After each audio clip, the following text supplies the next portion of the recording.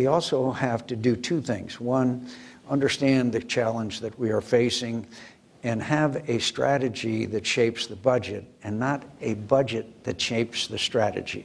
And that really sounds fairly easy, but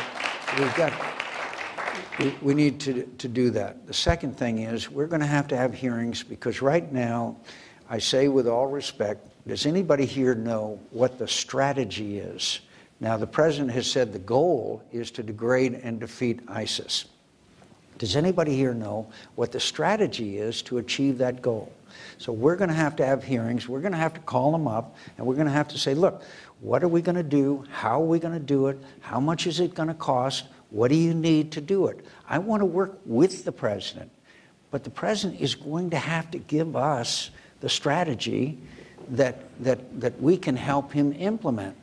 And it is the job of Congress to authorize and appropriate. That's our constitutional responsibility.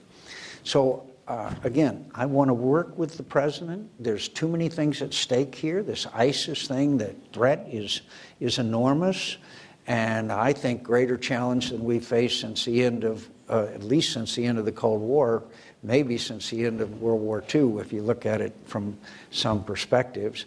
Did you notice in the front page of the New York Times today, the radical extremist Islamic organization in Egypt has now announced their allegiance to ISIS?